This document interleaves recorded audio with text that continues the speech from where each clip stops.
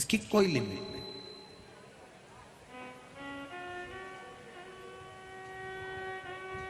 लोग कहें तुमसे बहुत हो गया, अब क्यों मंदिर जाती है, क्या करेगी अब मंदिर जाकर, क्यों जाना मंदिर में। पर उससे कह देना भजन की कोई लिमिट नहीं है। जितना जितना सोने को तपाया जाता है, जितना जितना सोने को गर्म किया जाता है, उसमें निखार आते चले जाता है। उसी तरह जितना जितना आप भगवान के मंदिर जाते रहेंगे, उसकी चौखट तक जाते रहेंगे। आप तो एक बात अपने ध्यान में रख लो कि शंकर का मंदिर, शंकर का शिवालय, जहाँ शंकर का शिवलिंग रहता है, शिवालय रहता है, शिवजी महाराज जहाँ पर विराजमान रहते हैं, वो स्थान पारसमणि है और अपन लोहे का टुकड़ा है। जितनी बार पारसमणि के पास जाकर चिपकेंगे उतना सोना बनते चले जाएंगे, ये निश्चित है। शिव पारसमणि है, शंकर भगवान पारसमणि है। जितना जितना हम उसके पास जाएंगे, जितना जितना हम उसके करीब पहुंचेंगे, उतना ये लोहे का शरीर काम, लोभ, आसक्ति, वासना, तृष्णा, मोह, प्रपंच में फंसा हुआ ये शरीर उतना निखरता चले जाएगा, उतना निखरता।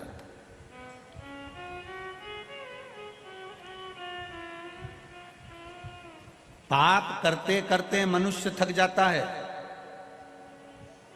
बचपन से लेकर मरने तक की अवस्था में भी वो झूठ बोलता रहता है, छल करता रहता है, एक दूसरे को नीचा दिखाने का प्रयास करता रहता है, एक दूसरे को अपशब्द कहता रहता है, एक दूसरे को ताना देता रहता है, एक दूसरे को गाली देता रहता है। बचपन से लेकर मृत्यु की सैया पर पड़ा है, शमशान जाने की कतार पर पड़ा हुआ है, पलंग पर पड़ा हुआ है, तब तक भी वो छल करते रहता है।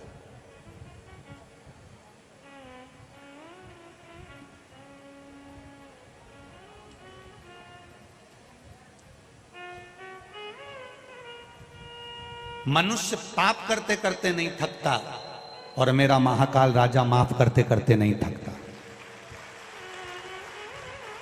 ये पाप करते रहे, वो माफ करता रहा।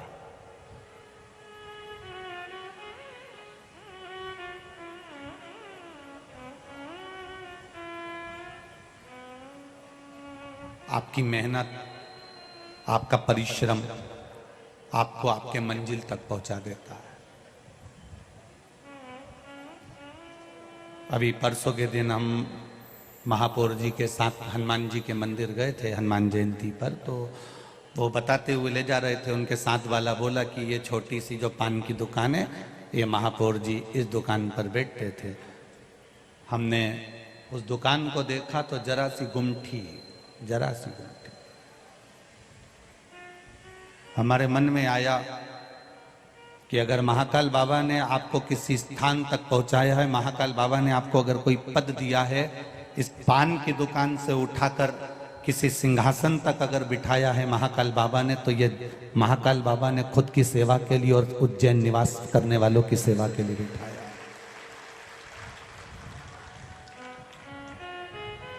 छोटी सी जगह से उठाकर अगर बड़े स्थान तक कोई पहुंचा दे तो उसको ये अहम नहीं आना चाहिए अपने को कि मैं यहाँ तक पहुंच गया। ना ना ना, उसकी कृपा ने, उसकी करुणा ने उसने हाथ पकड़ा, जो जल चढ़ाया उसने हाथ पकड़कर खींच कर पहाड़ तक लेकर आ गया।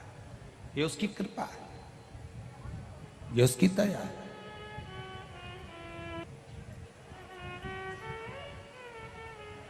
लोग कहते हैं देवादिदेव महादेव क्या देता है, लोग कहते हैं भगवान शंकर क्या देता है, लोग कहते हैं भगवान शिव क्या प्रदान करता है। शिव महापुराण की कथा कहती है वो जब देता है अंत में गाड़ी की स्पीड की लिमिट है, परीक्षा हॉल में लिखने की लिमिट है, बैंक में जमा करने की लिमिट है, पर देवादिदेव महादेव की कृपा की कोई लिमिट नहीं होती। वो कब कृपा कर दे, कब दया कर दे, कब करुणा कर दे, कब वात्सल्यता कर दे, कब उसकी कृपा बरस जाए।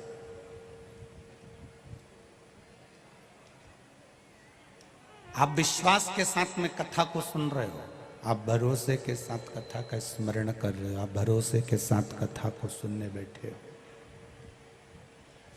और जितने भरोसे के साथ आप सुनोगे, जितने विश्वास के साथ आप उसको श्रवण करोगे, उतने विश्वास के साथ वो आपकी झोली भरने के लिए आतुर रहेगा। पाप करते करते मनुष्य नहीं थकता, और कृपा करते करते मेरा काल अधिपति महाकाल नहीं थकता। कितना पाप कर रहे हैं,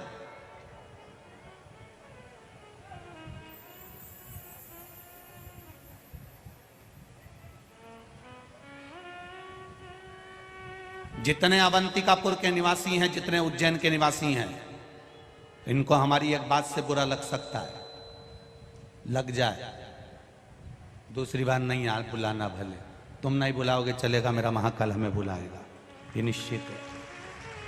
अवंतिकापुर वासियों को, काशी में रहने वालों को, सोमनाथ में रहने वालों को, ओमकारेश्वर में रहने वालों को, मल्लिकार्जुन में रहने वालों को, केदारेश्वर में रहने वालों को, भीमाशंकर में रहने वालों को, बैद्यनाथ में रहने वालों को, नागेश्वर में रहने वालों को, जितने जितने रामेश्वर में रहने वाले, जितने हमारे ज्योतिर्लिंग हैं, इन ज्योतिर्लिंग में जितने लोग निवास करते हैं, अपना घर बनाकर रहते हैं, अपना व्यापार करते हैं, वो चाहे किसी धर्म का हो, किसी वर्ण का हो, किसी समाज का हो, किसी भी धर्म का हो, अगर वो किसी तीर्थ में निवास कर रहा है, तो उस तीर्थ का जो भगवान है, उस तीर्थ का जो देवता है, उस तीर्थ के देवता का भले वो दर्शन करने ना जाए, परंतु उसके शिखर का दर्शन प्रतिदिन करना चाहिए। मंदिर में भीड़ है, हम नहीं जाएंगे, आज शिवरात्रि है, आज नागपंचमी है, आज ये सावन का महीना है, अरे कमाए कि मंदिर जाएं, मंदिर में भीड़ है हम नहीं जाएंगे, पत्नी कह रही भीड़ है हम नहीं जाएंगे, बच्चे कह रहे भीड़ है हम नहीं जाएंगे। घर में अवंतिकापुरी में निवास करने वाले के एक एक घर में ये नियम होना चाहिए कि प्रतिदिन हम रोज पाप करते हैं। दुनिया का व्यक्ति किसी दूसरी जगह पर झूठ और पाप करता है तो उसको भोगना पड़ता है। तीर्थ में रहकर अगर हम थोड़ा पाप करेंगे तो हमें भोगना भी बड़ा पड़ेगा। केवल एक महादेव का दर्शन कर कर या उसके शिखर का दर्शन कर कर हमारा पूरा पाप उसी दिन धुल जाता है। रोज भोजन जरूरी है, उसी तरह रोज शिखर का दर्शन जरूरी है। शिखर का दर्शन रोज जरूरी है, प्रतिदिन। दुकान, घर का यदि एक व्यक्ति भी जिस तीर्थ में रहता है, उस तीर्थ का जो मालिक है, उसकी रोड के सामने से भी अगर घर का कोई व्यक्ति निकल कर चले जाए तो जो भक्त चलते हैं ना, उनके चरण की रज भी उसके कपड़े से अगर छूकर चली जाएगी तो उसका पाप समाप्त हो जाएगा। जो लोग कथा श्रवण करने के लिए आते हैं, पंडाल में रहते हैं, आप लोगों ने तो देखे होंगे, कोई नोएडा कथा में आया, कोई कहीं आया, कोई कहीं आया। जहां लोग कथा सुनने आते हैं वहां पर भूमि पर दरी बिछाकर, और केवल हम ये नहीं कहेंगे कि यहाँ पंडाल में जितने लोग रह रहे हैं ये बाहर के हैं, नहीं, उज्जैन की माताएं भी, उज्जैन के लोग भी अपने घर से 7 दिन के दरी बिस्तर कपड़े लेकर यहाँ पंडाल में सो रही हैं, क्योंकि उनको मालूम है उज्जैन के लोग भी इस पंडाल के अंदर पड़े हैं, उज्जैन के लोग भी इस पंडाल के अंदर रह रहे हैं। उनके बच्चे फोन लगाकर कहते हैं मम्मी भीड़ बहुत है वापिस आ जाओ। नहीं नहीं, मुझे यहां रहना है। तो तू गई क्यों? मम्मी ने फोन लगाकर कह दिया मुझे मालूम था सब दूर से रोड बंद हो जाएगा, बार बार इतनी दूर तो छोड़ने भी नहीं आएगा, इसलिए मैंने दरी कम्बल सब लेके आ गई। 7 दिन पड़ी ने कथा सुनी, बस यही आनंद है। और जो मैडम होन थी वो बाद में आती हैं और पीछे झगड़ा करती हैं। जितनी मैडम है बाद में आती हैं लिपे पर टिपकी लगाने के लिए और पीछे आके झगड़ा करती हैं, हमें जाने दो, तुम हमें पहचानते नहीं हो, हमें नहीं जानते। उनको ये अंदाजा नहीं है कि यहाँ के लोग आपको जाने ना जाने, पर वो आपको देख रहा है और वो जानता है अच्छे से, उसको मालूम। थोड़ा सीहोर वाला महाराज बुरा जरूर है, बोलने में थोड़ा सा कमी नहीं रखते। हमारी माँ भी हमसे कहती है थोड़ा सा कंट्रोल में बोला करो, पर हम हमारी माता जी से कहते हैं जन्म उसने दिया है, उसका दिया खा रहा हूं, इनका दिया नहीं खा रहा हूं, इसलिए बोलने में पीछे नहीं हटना चाहिए।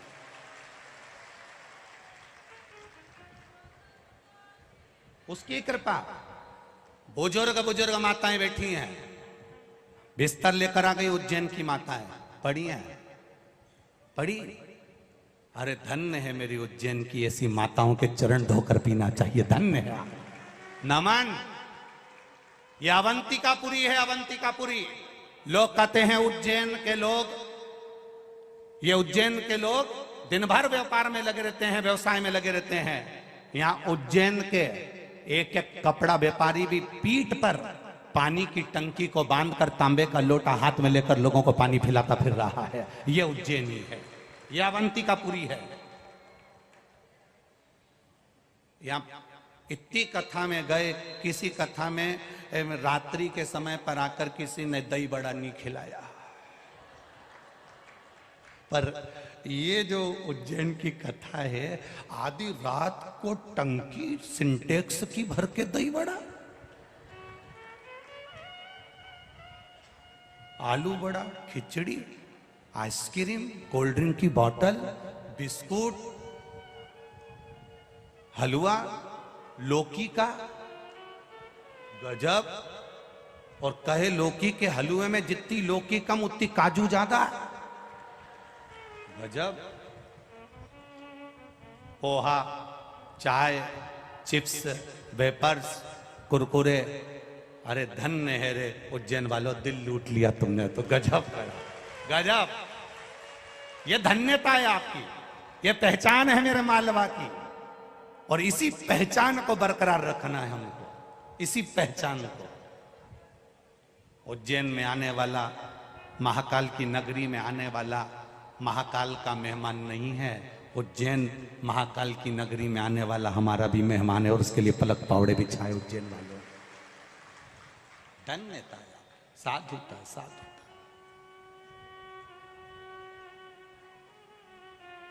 क्या रात्रि को माताएं भजन गाने में लगी हैं, खूब आनंद में नाचना। इस बोलो रीजी जी, आनंद है? खूब भजन, खूब कीर्तन, आग लगे बस्ती में, अपन रहो मस्ती में। क्या आनंद का, इसी को आनंद कहते, इसी को। धन्यवाद प्रशासन के अधिकारियों को। कल तेज हवा चली और पूरे प्रशासन के अधिकारी, चाहे वो कलेक्टर सर हों, चाहे एसपी, डीएसपी, एसडीएम, टीआई आदि आदि जितने भी थे, सब जैसे ही तेज हवा चलने लगी, पूरा प्रशासन का एक जितने अधिकारी थे सब आकर खड़े हो गए। धन्यवाद पूरी प्रशासन को, बहुत बहुत साधुवाद, बहुत बहुत धन्यवाद। आपकी साधुता है, भजन का, कीर्तन का एक आनंद है, सुख। ये नहीं कि प्रकाश जी लगे हैं या महापौर जी लगे हैं तो अपन क्यों लगे, नहीं, इनके सब साथ में मिलकर चलो। स्मरण, भक्ति का यही बल है। अगर हम उज्जैन में निवास कर रहे हैं, महाकाल के दर्शन के लिए भी नहीं जा सकते, महाकाल के दरवाजे तक भी नहीं जा सकते, महाकाल का शिखर दर्शन भी करने नहीं जा सकते, तो जिसकी नगरी में रह रहे हैं उस नगरी की भूमि पर जो शंकर का मंदिर हो, उस शंकर के मंदिर तुम्हारे जो मोहल्ले में, गली में, चौराहे पर तुम्हारे नगर में हो, उस शंकर के मंदिर का भी शिखर दर्शन करोगे तो महाकाल उसको स्वीकार कर लेगा। पाप समाप्त। व्यक्ति पाप रोज करता है, प्रतिदिन करता है, और अगर पाप प्रतिदिन करता है तो भजन भी प्रतिदिन करना चाहिए। पाप प्रतिदिन कर रहा है तो नाम जाप भी प्रतिदिन करना चाहिए। कपड़े पे चाय गिर गई, 1 महीने बाद धोना, चाय का दाग चले जाएगा? अरे बोलो, जम के बोलो, नहीं जाएगा। कपड़े पे चाय गिरी और तुरंत तुमने पानी का गिलास में डुबकी लगा के और उसको जोरदार धो ली ना, तो पानी का दाग रह जाएगा पर चाय का दाग नहीं रहेगा। चाय का दाग उसी समय छूट जाएगा। कॉफी का दाग रह गया, 15 दिन बाद धोना, दाग रह जाएगा। कोल्ड ड्रिंक पी, उसका दाग लग गया, वो दाग भी रह जाएगा। पर तुरंत सब्जी गिरी, धोया, चाय गिरी, धोया, कॉफी गिरी, धोया, सामान गिरा, धोया, खीर गिरी, धोया। अगर कुछ कपड़े पर गिरा और उसी समय धो लिया तो वो दाग समाप्त हो जाता है। हम रोज झूठ बोलते हैं, हम रोज पाप करते हैं, हम रोज कपट करते हैं, तो हमें रोज भजन करना चाहिए। उसी दिन धुल जाएगा, उसी दिन धुल जाएगा।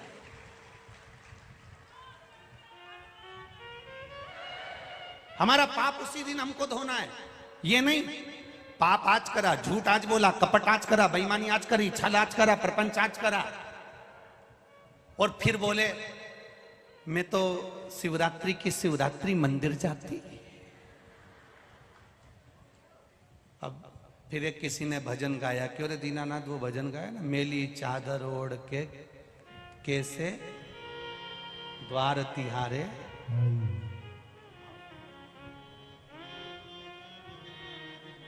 ये इतना दाग लग गया कि वो अब छूटे कैसे? क्यों? क्योंकि ये कह रही थी मैं तो शिवरात्रि शिवरात्रि जाती, कोई कह रही थी मैं सोमवार सोमवार जाती, कोई के मैं नागपंचमी पे जाती, कोई के मैं अष्टमी पे जाती, कोई के मैं भगवान की जब साई सवारी निकलती तब जाती, कोई के मैं जब जाती। जरा विचार करिएगा, स्मरण करिएगा, अपने भीतर बुद्धि में उतारिएगा। चाय गिर गई, 1 हफ्ते बाद धोगे, दाग पड़ा रह जाएगा। कॉफी गिर गई, 1 हफ्ते बाद धोगे, दाग पड़ा रह जाएगा। खीर गिर गई, 1 हफ्ते बाद धोगे, दाग पड़ा रह जाएगा। पर उसी दिन अगर धो लोगे तो दाग धुल जाएगा। इसीलिए रोज झूठ बोलते हो, रोज पाप होता है। मनुष्य शरीर से प्रतिदिन पाप होता है। श्रीमद् भागवत में तो 4 स्थान पाप के बता दिए। पहला, झाड़ू लगाते समय छोटे छोटे जीव मर जाते हैं, उसका पाप माथे चढ़ जाता है। दूसरा, अग्नि जलाते समय छोटे छोटे पतंगे जल जाते हैं, उसका पाप माथे चढ़ जाता है। तीसरा, कपड़े धोते समय, पानी भरते समय, बर्तन मांजते समय छोटे छोटे जीव मर जाते हैं, उसका पाप माथे चढ़ जाता है। चौथा, अपने घर से चलते समय पांव के नीचे ना जाने कितने जीव मर जाते हैं, उसका पाप माथे चढ़ जाता है। 4 स्थान पर व्यक्ति से रोज पाप होता है। और मोबाइल पर जो रोज झूठ बोलते हो वो भी तो पाप ही है।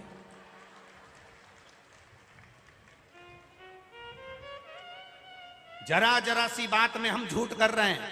दुकान पर बैठकर एक की चीज 4 में बेच रहे हैं, ये भी तो पाप ही है। हम नित्य प्रति पाप कर्म में झूठे डूबे हुए हैं। किसी के साथ छल कर दिया, किसी के साथ बेईमानी कर दी, किसी को गाली दे दी, किसी को अपशब्द कर दिया, किसी का अपमान कर दिया, किसी को नीचा दिखा दिया। रोज का तो पाप कर रहे हैं। अगर हम रोज का पाप कर रहे हैं तो हमें रोज प्रतिदिन शिव महापुराण की कथा को सुनकर वो पाप को धो देना चाहिए। प्रतिदिन धो दो, रोज का रोज धो।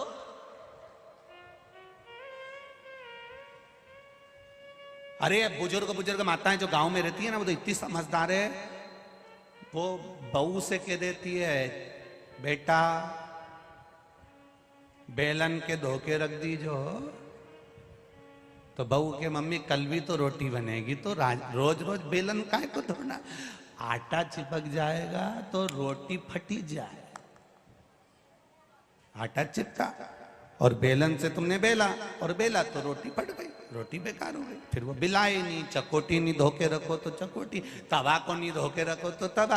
रोज का रोज धोगे तो रोज रोटी बनेगी तो वो बेकार नहीं होगी। रोज का रोज धोगे तो रोज रोटी बनेगी तो वो फटेगी नहीं। और रोज का रोज अगर दूध का बर्तन धोकर रखोगे, रोज का धोकर रखोगे, तो उसमें रखने वाला रोज का दूध कभी फटेगा नहीं, ये निश्चित है। रोज धो।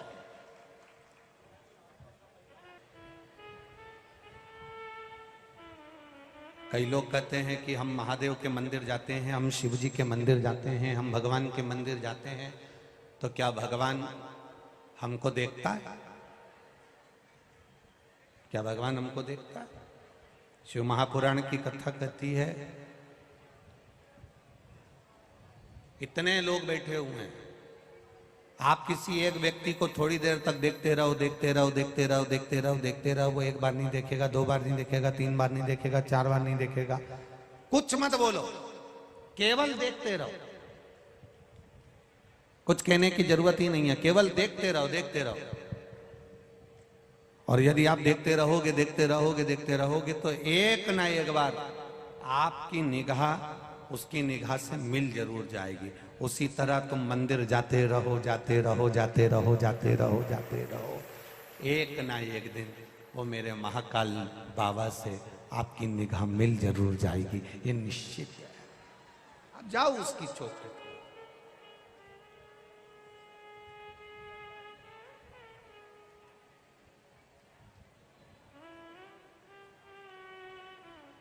अपने चित्त को उससे जोड़ने का प्रयास करो। कितना भय दिया, कितना डराया, कितना डराया, तो भी पार्वती जी मानी नहीं। आखिरी में शिव जी को माता पार्वती ने अपना बना लिया। समय आया, पुत्र षडानंद कार्तिकेय जी का अवतार गंगा जी के जल से प्रागट्यता हो गई और षडानंद कार्तिकेय जी का अवतार जब गंगा जी के जल से प्रागट्यता हुई, तारकासुर को मारना है। ये तारकासुर कोई साधारण सा नहीं है महाराज। पहले भी कथा में कहा, आज फिर कह रहा है, शिव जी का विरोध किसी से नहीं है, शंकर भगवान का कोई दुश्मन नहीं है। इंद्र के दुश्मन हो सकते हैं, 33 कोटि देवी देवताओं के दुश्मन हो सकते हैं, पर मेरे महादेव का कोई दुश्मन नहीं है।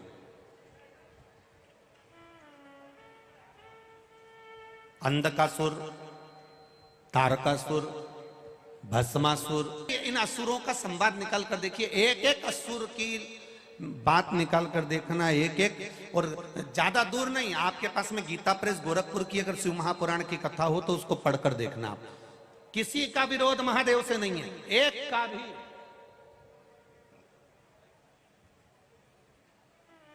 कंस का विरोध महादेव से नहीं, रावण का विरोध महादेव से नहीं, हिरण्यकशिपु का विरोध महादेव से नहीं, हिरण्याक्ष का विरोध महादेव से नहीं।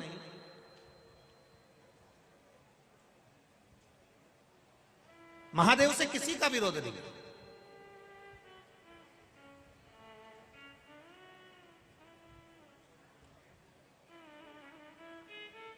फिर लोग कहेंगे कि गुरुजी आप कहते हो कि शंकर भगवान ने, उनके पुत्र ने तारकासुर को मार दिया, उन्होंने भस्मासुर को मार दिया, उन्होंने इसको मार दिया, उन्होंने उसको मार दिया। इतनी कथाएं आती है शिव महापुराण में इन राक्षसों के संहार की, असुरों के संहार की, फिर इन्होंने क्यों मारा? आखिर इन्होंने मारा क्यों? क्योंकि शिव महापुराण की कथा कहती है भगवान शंकर का किसी से विरोध नहीं है। इंद्र की सत्ता हिलती है, वो ब्रह्मा जी के पास जाते हैं, ब्रह्मा जी भगवान विष्णु के पास जाते हैं, भगवान विष्णु भगवान शिव के पास जाते हैं। जब जब असुर आते हैं, जब जब राक्षस बढ़ते हैं, जब जब उपद्रव मचाते हैं, ये सब घबराने लगते हैं और घबराते घबराते देवादिदेव महादेव के पास चले जाते हैं। महादेव कहते हैं क्या चाहिए तुमको? तब देवता कहते हैं इन असुरों का संहार कर दीजिए, इन राक्षसों का संहार कर दीजिए, इन असुरों का संहार कर दीजिए। तब शिव जी कहते हैं इनका मेरे से विरोध नहीं, मैं क्यों मारूं इनको? तब देवता कहते हैं आपसे विरोध नहीं है, पर हमसे तो है। इंद्र की सत्ता चाहते हैं ये। इधर आवाज बढ़ाओ।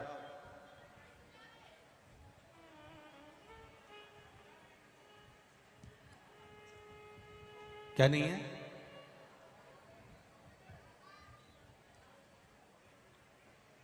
इसी में से एक स्पीकर उधर मोड़ दो। हाँ, इसमें से एक स्पीकर उधर थोड़ा सा मोड़ दीजिए। माई स्पीकर नहीं है तो लगा देना चाहिए था, थोड़े से चोंगे वोंगे।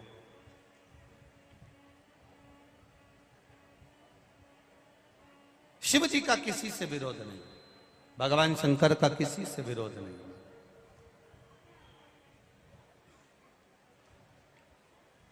इंद्र का विरोध है क्योंकि इंद्र की सत्ता पाने के लिए वो आक्रमण करते हैं, वैकुंठ को पाने के लिए आक्रमण करते हैं, एक अच्छे लोक को पाने के लिए असुर राक्षस आक्रमण करते हैं।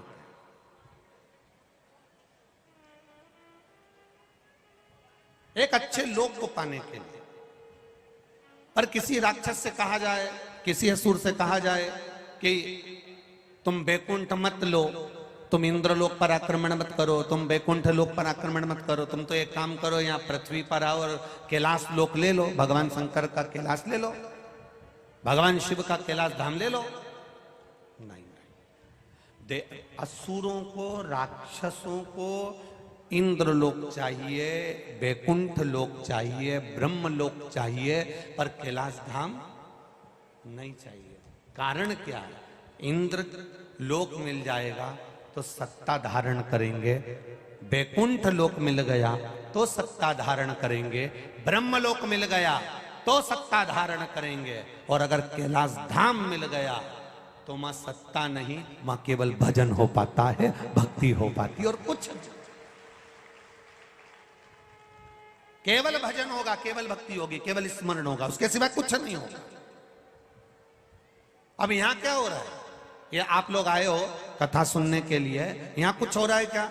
यहां कोई सत्ता की बात, कोई वैभव की बात, कोई राज सत्ता की बात, कोई अन्य बात ना ना, यहां तो केवल एक काम है, भगवान का भजन करो। जितनी देर बैठे हो श्री शिवाय नमस्तुभ्यम, जितनी देर बैठे हो पंचाक्षर मंत्र नमः शिवाय, जितनी देर बैठे हो षडाक्षर मंत्र ओम नमः शिवाय, जितनी देर बैठे हो क्षिप्रा मैया की जय, महाकाल राजा की जय, हर सिद्धि माता की जय, काल भैरव भगवान की जय। जितनी देर बैठते हैं उतनी देर हम भगवान का जय घोष करते हैं, भजन करते हैं, कीर्तन करते हैं, मंत्र जाप करते हैं। कारण केवल एक है, इंद्र लोक मिल गया तो इंद्र का सिंहासन मिलेगा, वैकुंठ अगर हो गया असुरों का तो वैकुंठ का सिंहासन मिलेगा, ब्रह्म लोक पर आक्रमण कर लिया तो ब्रह्म लोक का आधिपत्य उनको प्राप्त हो जाएगा। पर यदि कैलाश पर आक्रमण करा तो कैलाश तो वो भूमि है, कैलाश वो जगह है, कैलाश वो स्थान है कि मृत्यु लोक पर अगर आक्रमण कर भी दिया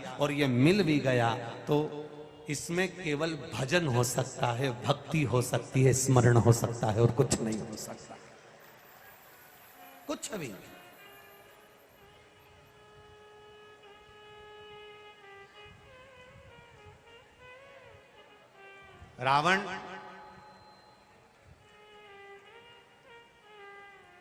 रावण अपना विमान लेकर जा रहा है, और रावण अपना विमान लेकर जा रहा है,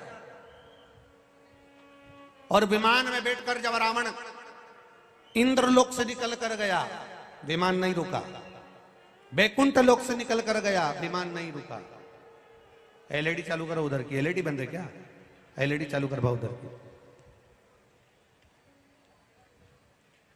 इंद्रलोक से निकल कर गया विमान नहीं रुका, वैकुंठ से निकल कर गया रावण का विमान नहीं रुका,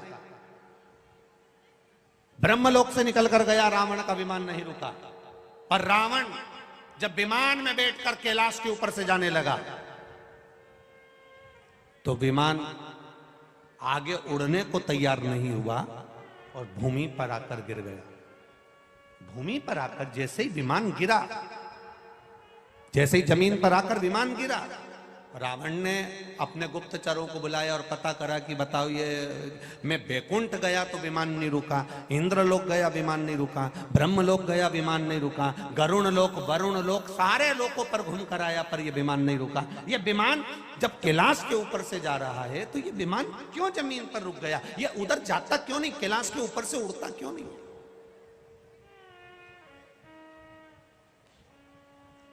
आखिर ये कैलाश के ऊपर से जा क्यों नहीं रहा? ये आगे क्यों नहीं बढ़ रहा? ये विमान आगे क्यों नहीं जा रहा? तब गुप्तचरों ने कहा इस कैलाश पर देवाधिदेव महादेव रहते हैं, माता पार्वती जी के साथ रहते हैं, इस कैलाश पर भगवान शंकर विराजमान है, इसलिए ये विमान उस पर से नहीं जा सकता। इतने में रावण को क्रोध आ गया, रावण को क्रोध आया और रावण ने कहा विमान कैलाश पर्वत पे से नहीं जा सकता तो मैं कैलाश को उठा कर ले जाता हूं। और रावण ने कैलाश को उठाना चाहा। पार्वती जी थोड़ी सी डोल गई। शंकर भगवान का सिंहासन थोड़ा सा हिला। हिलते से ही पार्वती जी ने एक लोटा जल महादेव को चढ़ाया। महादेव पर जल चढ़ाते से महादेव जी ने पूछ लिया, पार्वती क्या बात है? पार्वती जी कर रही हैं, रावण ने कहा है इस पर्वत को उठाकर कोने में रख देता हूं, मेरे विमान के बीच में आ रहा है।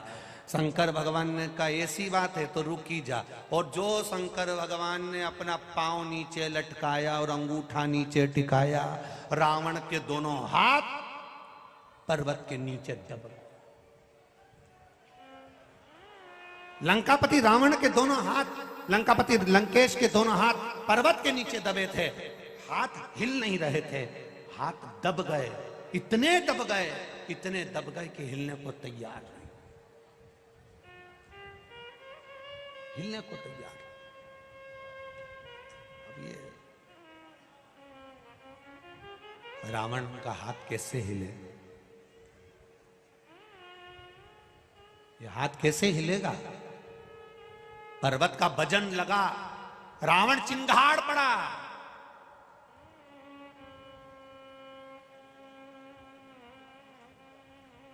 चिंगाड़ा इतनी तेज चिखार रावण की थी कि इंद्रलोक, गरुण लोक, वरुण लोक, बैकुंठ लोक, ब्रह्म लोक, पाताल, तलातल, रसातल सब हिल गया। इतना तेज चिल्लाया। हाथ पर्वत के नीचे फंसा था, निकल नहीं रहा था रावण का हाथ। इतना भयंकर हाथ फंसा।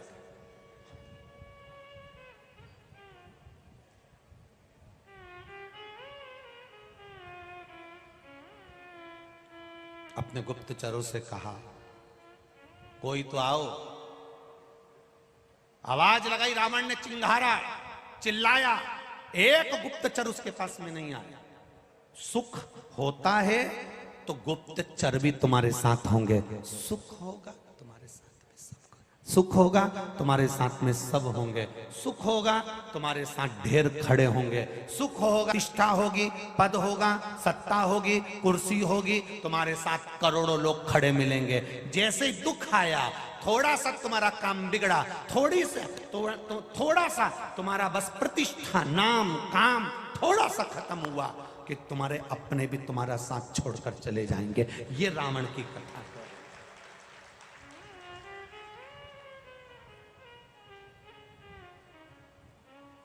भाई,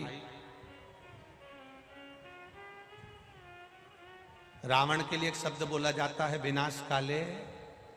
बोल, जम के बोलो जरा, सबको मालूम है ना, विनाश काले विपरीत बुद्धि। ये रावण के लिए एक शब्द बोला जाता है। इतना विद्वान, सारे वेद पुराण शास्त्र कंठस्थ थे, 9 ग्रह उसके यहां बंधे पड़े थे, सोने का महल, सोने की अटारी, समुद्र के बीच में पुष्पक विमान उसके पास में था। और बुद्धि कहां गई? कोई पूछ रहा था, गुरुजी ये बुद्धि क्यों बिगड़ जाती है? हमने कहा ऐसा नहीं है कि बुद्धि कभी कभी बिगड़ती है। जैसे नारी, स्त्री रजस्वला धर्म में आती है, रजो धर्म में आती है, स्त्री 7 दिन तक काम नहीं करती है, उसी तरह महीने में एक बार बुद्धि भी रजस्वला हो जाती है, 7 दिन काम नहीं करती। केवल नारी रजस्वला धर्म में नहीं आती है, केवल स्त्री रजो धर्म में नहीं होती है, मनुष्य की बुद्धि भी रजो धर्म में आ जाती है, मनुष्य की बुद्धि भी रजस्वला हो जाती है। 7 दिन नारी रजो धर्म में होती है तो किसी वस्तु को हाथ नहीं लगाती, कोई अच्छा काम नहीं करती, शुभ कार्य में नहीं जाती। उसी तरह जब मनुष्य की बुद्धि काम करना बंद कर दे, गलत जगह पर जाने लगे, बुद्धि काम करना बंद कर दे, समझ लेना विनाश का समय आ रहा है। तो रजो धर्म आ गया बुद्धि में, इसलिए 7 दिन तक स्त्री कोई काम नहीं करती। तो तुम भी कम से कम 5 दिन 7 दिन ठंडे दिमाग से सोचना, बुद्धि जब सही हो जाएगी अपने आप काम करना चालू कर देगी। रजो धर्म से आ गई बुद्धि भी।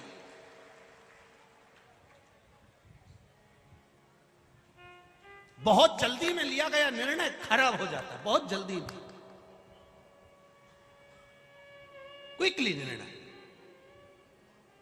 बोलो साहब, लड़की पसंद है क्या तुमको?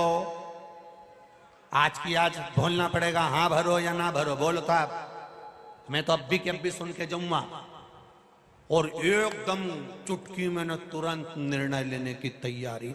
तो विनाश काले विपरीत बुद्धि, तुम भी घर जाओ आराम से सोचो, ये भी घर जाएं आराम से सोचें, लड़की के लिए लड़का ठीक है क्या, लड़के के लिए लड़की ठीक है क्या, परिवार हम दोनों के लिए बीआई जी साहब ठीक है क्या, है समधी जी एक दूसरे का आदर सत्कार करने वाला है कि नहीं, सोचे तो सही। कभी कभी बुद्धि भी रजस्वला हो जाती है, गलत जगह पर चली जाती है, गलत विवेक, गलत बुद्धि गलत जगह पर पहुंच जाती है। हम सोचते अच्छा हैं पर गलत जगह पर जाती है। कई लोग ऐसे हैं, मंदिर में दर्शन करने गए, शंकर जी को जल चढ़ाने गए और मंदिर में जाकर बुद्धि बिगड़ गई। राम राम कितना कीचड़ करके रखा है, पंडित जी थोड़ा ध्यान नहीं रख सकते? तो तू क्या कर रही, तू ध्यान रख रहे? सब पंडित करेंगे तो तुम क्या करोगे? बुद्धि कहां गई थी? लोटा भर के जल चढ़ाने। चढ़ाना किसको था? बोलो बोलो, जम के बोलो जरा। महादेव को। और दृष्टि कहां चली गई? इतना मंदिर में आ रहा है पर रत्ती भर का काम नहीं करा रहा, सब खाए जा रहे, खाए जा रहे, खाए जा रहे। अब तू जल चढ़ाने गई थी कि पंडित को देखकर ये देखने गई थी कि कितना आ रही है और कितना खा रही है? बोलो विनाश काले, बोलो बोलो जम के बोलो जरा, बिगड़ी कि नहीं बिगड़ी? 1 मिनट में बुद्धि बिगड़ गई, 1 मिनट में। पड़ोसी की यहां 4 व्हीलर गाड़ी आई, उन्होंने तो पड़ोसन के नाते तुमको बुलाया, आंटी नई गाड़ी आई है, हमारा मन कर रहा है कि आप भी पूजन में शामिल हो। आंटी आके खड़ी तो हो गई, पूजन भी हो रही, पर अंदर से आंटी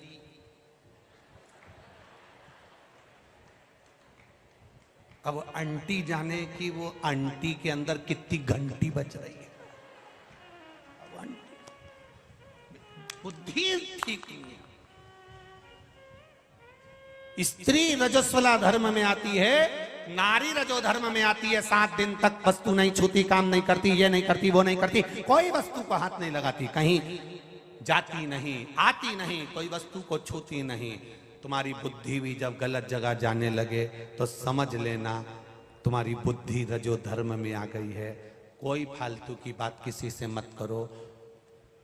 अगर लोग जबरदस्ती तुमको गाली दें तो समझ लेना कि बुद्धि रजस्वला होने वाली है, इसको गाली दे लेने दो। तुम 7 दिन ठंडे होके आराम से शिव पुराण की कथा में देपालपुर चलो, कथा बोले बोले तो एक शब्द भी आड़ा टेढ़ा मत बोलना, एक शब्द भी। वो कितना ही बोले, वो कितना ही आड़ा टेढ़ा के, बुद्धि तुम्हारी बिगाड़ने आया है। रजो धर्म का समय बुद्धि का आ गया, थोड़ा समझना, चुप रहना, 7 दिन निकाल देना। ऐसे हौसा हौसा हौसा हौसा।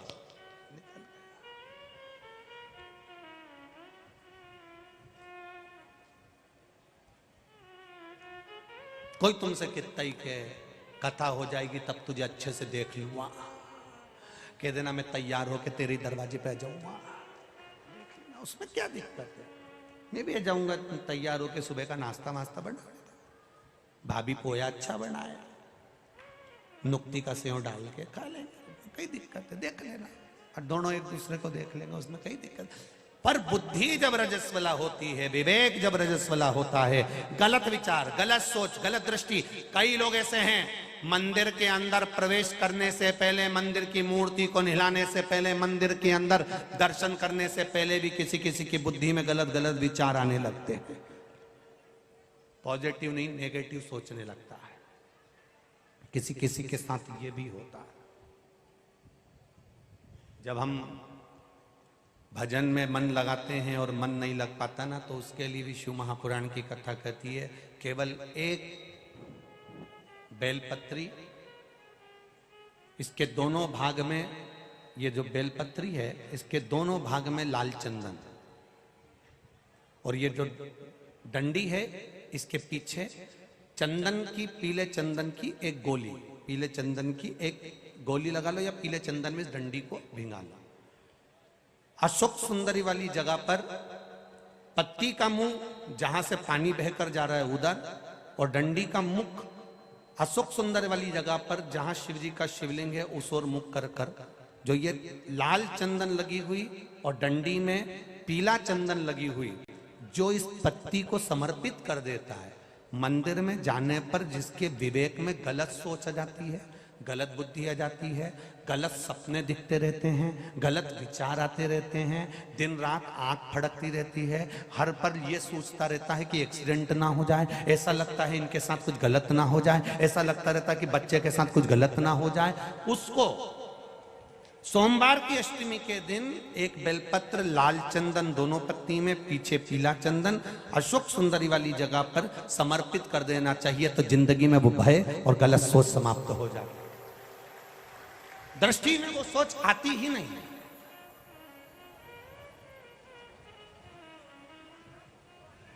गलत विचार, गलत सोच, गलत दृष्टि, गलत भाव प्रकट कब होता है?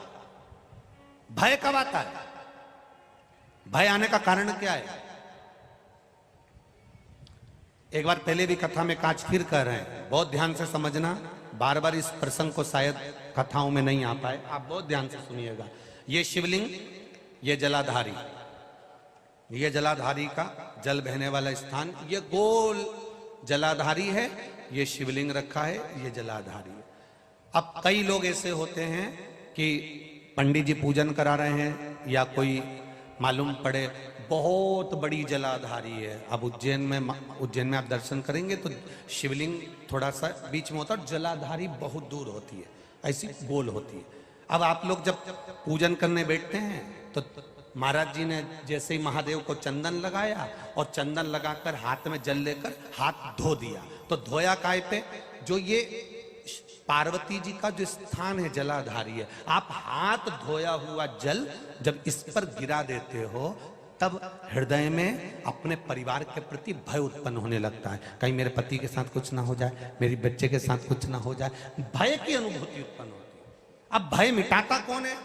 मान लो सपने गलत आ रहे हैं, विचार गलत आ रहे हैं, दृष्टि गलत हो रही है, ऐसा लग रहा है कि अभी एक एक्सीडेंट हुआ था, दूसरा एक्सीडेंट फिर ना हो जाए, ऐसा लग रहा है एक बार दुकान डाल ली, दूसरी बार घाटा ना लग जाए, पहले घाटा लग चुका है, एक दुकान डाली थी वो नहीं चली, दूसरी फिर न चलेगी तो क्या होगा? जिसके मन में ऐसा विचार आ जाता है उसको केवल एक बेलपत्री, दोनों पत्तियों में लाल चंदन, डंडी में पीला चंदन, जलाधारी पर जो अशोक सुंदरी बनी है वहां बस इस तरह से उसको रख देना है। जिंदगी में कभी भय आता ही नहीं है, भले कितनी भी तुमने सोच ली हो। एक दुकान में घाटा लग भी गया तो दूसरी दुकान दमकर चलती ही है। ये पत्ती का नियम है बेलपत्र।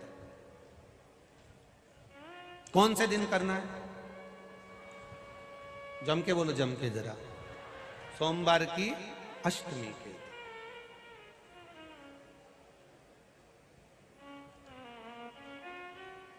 शिव तत्व कर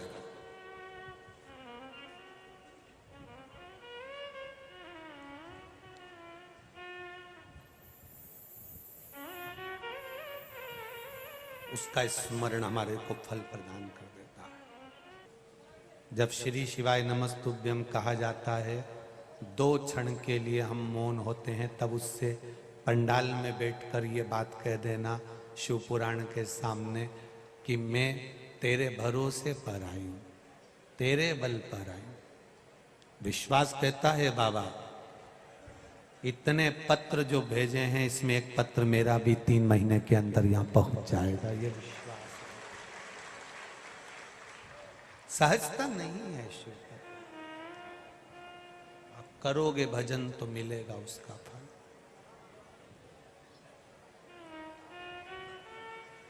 रावण का हाथ, ये जो पुष्प की माला आई है, ये फिरोजाबाद से प्रत्येक शिव महापुराण में ये फूल की माला बनाने वाला भैया एक साधारण सा गरीब सा है, पर हर साल हमारे बीच में आदरणीय स्वामी जी पधारे हैं रामानुज कोट से। एक बार जोरदार ताली बजाकर स्वागत।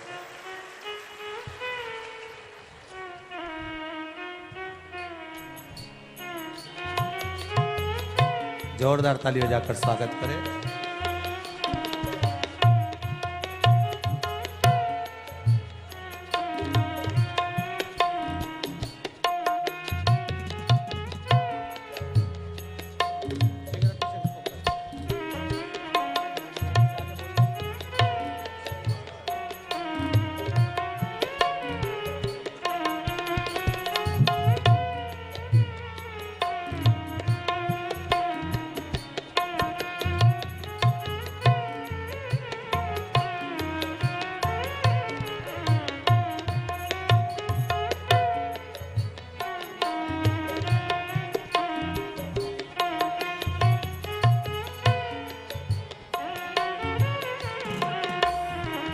सोफा लगा दो।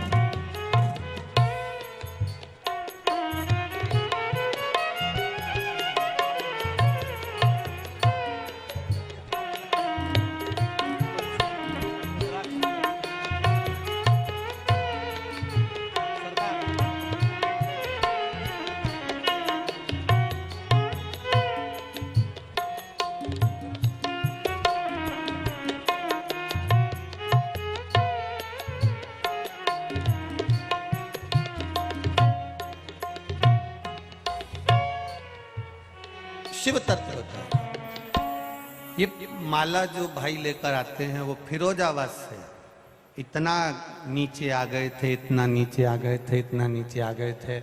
बाबा से प्रार्थना करी, हर कथा में फिरोजाबाद से माला लेकर यहाँ पहुंच जाते हैं। एक बार जोरदार ताली बजाएं उनके लिए। प्रत्येक कथा, ऐसी कोई कथा नहीं जाती जिसमें वो नहीं आते। ये शिव तत्व,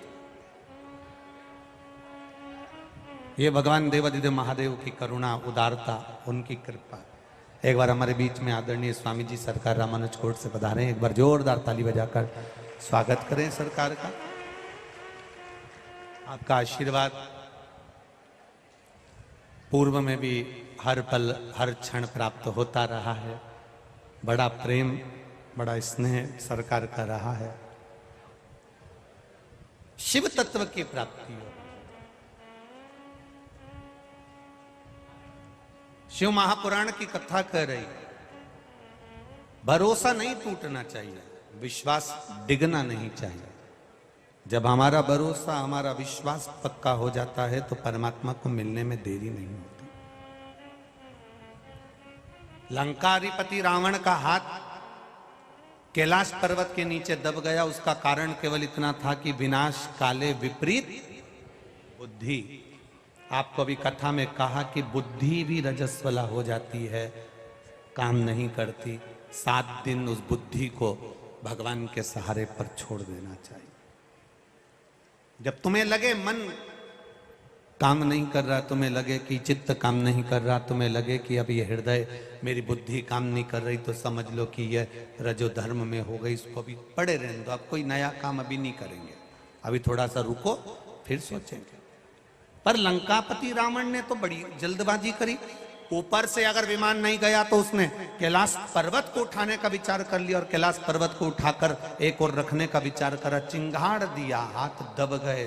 तब क्षमा मांगी भगवान देवादिदेव महादेव से। जिस समय चिंगाड़ रहा था उस समय पर जो साथ में रहने वाले थे वो भी भाग गए थे, कोई बच्चा ही नहीं था, कोई नहीं बचा। सुख की घड़ी में सब साथ देंगे पर दुख की घड़ी में कोई तुम्हारा साथ नहीं देगा। वो दुख की घड़ी में केवल एक ही है, वो कालाधिपति महाकाल राजा, वो आपका साथ देगा, ये निश्चित। मेरे बाबा दया करना, मैं तेरे भरोसे हूं। आप सब बोलो, दीनानाथ तू नहीं बोलेगा, जितने बैठे हो सब इस लाइन को बोलना चाहिए, बार बार बोलना चाहिए। मेरे बाबा दयाल मैं तेरे भरोसे, मेरे बाबा दयाल मैं तेरे, ना घर के ना परिवार के भरोसे, मेरे बाबा दया करना मैं तेरे भरोसे। उसको पुकारना, उसके भक्ति में, उसके विश्वास में डूबना।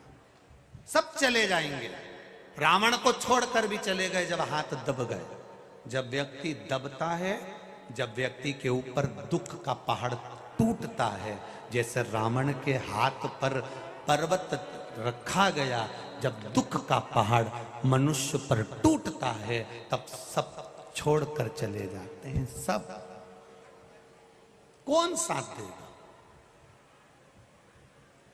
कौन देगा? एक गुजरात के कोई भाई ने पत्र लिखा है। उस पत्र में उसने लिखा है कि मुझे लिखना भी नहीं आता, मेरी भाषा समझे ना समझे। आइसक्रीम का ठेला लगाता है। जिसने लिखा होगा वो अगर बैठा होगा तो दोनों हाथ हिला देना। भाई पत्र ढूंढूंगा फिर पढ़ूंगा, पत्र ढूंढूं और फिर पढ़ूं, तो कोई बैठा हो वो तो हाथ हिला देना। आइसक्रीम का ठेला लगाता था। एक बार आइसक्रीम के ठेले में घाटा लग गया, किसी से पैसा ले आया और पैसा लाकर फिर वापिस आइसक्रीम के ठेले में लगा दिया। उसने वापिस लगाया और फिर ठेले में लगाया, फिर कर्जा हो गया। कर्जा बढ़ते चले गया, बढ़ते चले गया, बढ़ते चले गया। आखिरी में करे क्या? रोता बिलखता, रोटी तक लोग खाने नहीं देते, ठेला उठाकर ले गए। रोड पर बैठकर सब्जी का सामान बेचने लगा। सब्जी का सामान बेचते बेचते सब्जी की टोकरी भी उठाकर ले गए, जिनका कर्जा देना था। पत्र देखिए उसने लिखा, बैठा हो तो हाथ उठाना। और सब्जी की टोकरी भी उठाकर ले गए, उसकी नहीं बची। जब भी वो कोई काम करता, जिसका कर्जा था, वो उठा उठा कर ले जाता। बड़ा दुखी, बड़ा तकलीफ।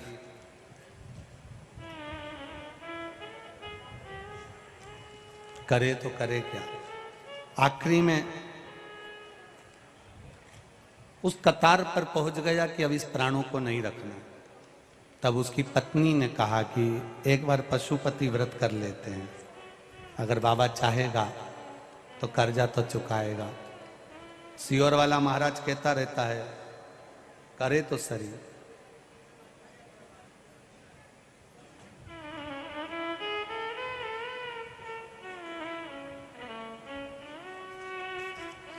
और बहुत प्रयास करा उसने, पत्र है इसमें, बहुत प्रयास।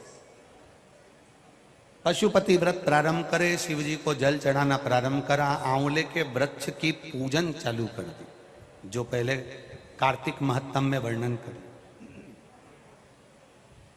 उसने पत्र में लिखा है, गुरुजी 2 सोमवार निकले, कोई रोज निकल कर जाता था, उसने देख लिया और उसने कहा मैं डलिया छुड़वा देता हूँ, ठेला छुड़वा देता हूँ।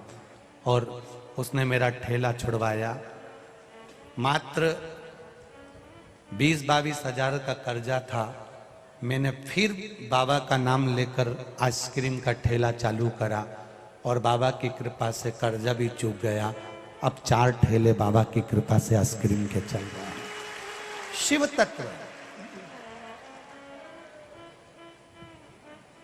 विश्वास, भरोसा, दृढ़ता, छूटना नहीं चाहिए।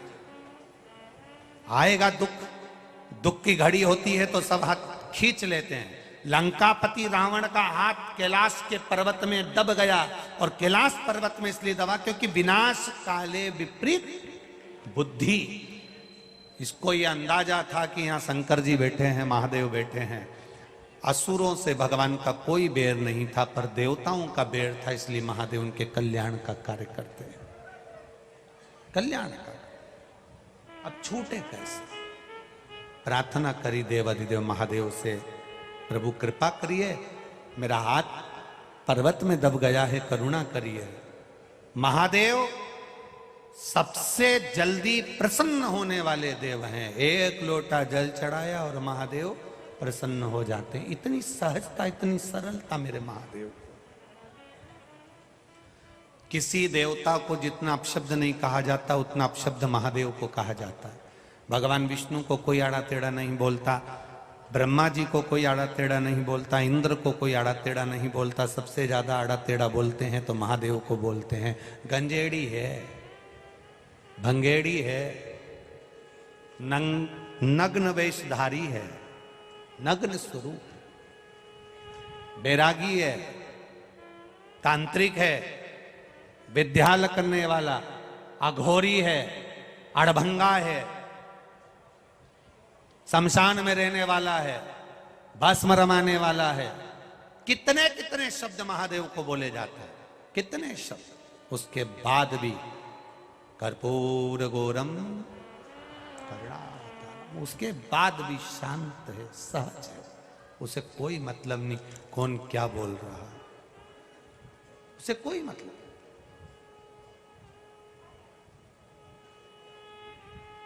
घोड़े के पीछे और पैसे वाले के आगे कभी मत चलना, कभी भी लात मार देते हैं।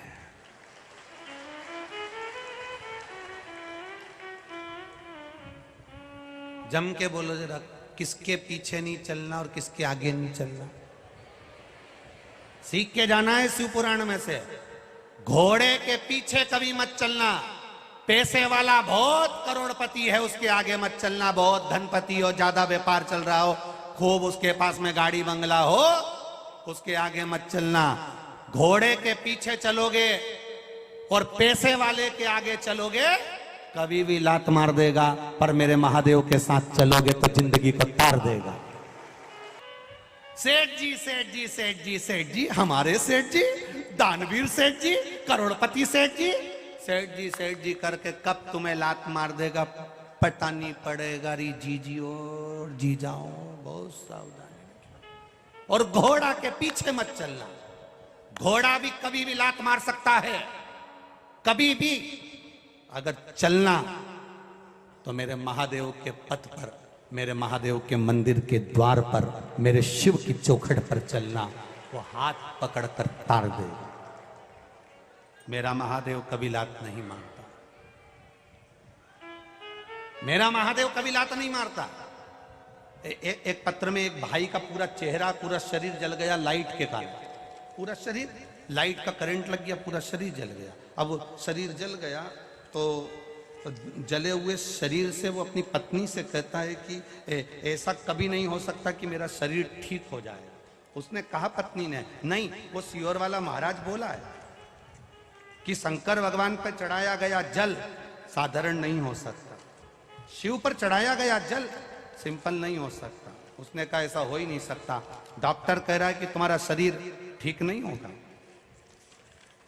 इसका फोटो दिखाओ, सब लोग टीवी पे देखना। इस व्यक्ति का पूरा शरीर जल चुका था, पूरा शरीर इसका जल चुका था। ये दिनेश पाटिल, नांदुरबार, महाराष्ट्र से। मेरा पूरा शरीर, चेहरा, बिजली का काम करता हूं गुरुदेव, तो पूरा शरीर जल चुका था। कहीं आप ही हैं? दोनों हाथ हिला दो एक बार। मेरा पूरा शरीर जल चुका था गुरुदेव। 7 जनवरी 2023 को मैं हॉस्पिटल में एडमिट हुआ। डॉक्टर ने कहा ये 75% जल चुका है, इसका शरीर काम नहीं करेगा, इसका शरीर वापिस वैसा नहीं होगा जैसा था। पर मेरी पत्नी ने हिम्मत नहीं हारी। वो कहती है शिवजी पर चढ़ाया गया जल सारी समस्या का हल है। वो रोज मंदिर जाए, जल चढ़ाए, लाकर दे, मेरे को उस जल से पोछे और मेरे शरीर को छीटे।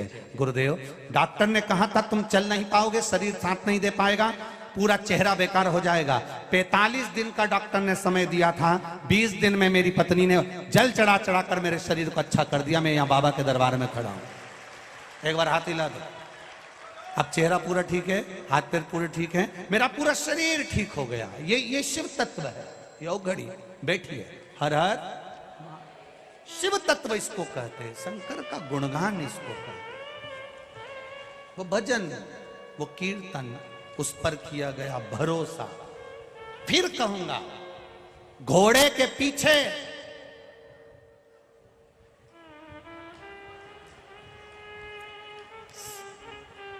पैसे वाले के आगे मत चलना, लात मार देंगे कभी भी। महादेव के साथ चलना, कभी लात नहीं मारेगा, हाथ पकड़कर पार कर देगा। हाथ पकड़कर पार करेगा मेरा काल अधिपति महाकाल राजा, मेरा महादेव। उसके साथ चलने का प्रयास करिए। उसके साथ चलेंगे तो जीवन की सार्थकता होगी। तारकासुर का संहार करने के लिए कार्तिकेय बाबा का स्मरण हुआ। सुंदर, अभी एक झांकी का दर्शन बाद में करेंगे। पहले आदरणीय गुरुदेव हमारे बीच में विराजमान हैं, उनका आशीष वचन, थोड़ा सा 2-4 मिनट का आशीष वचन अपन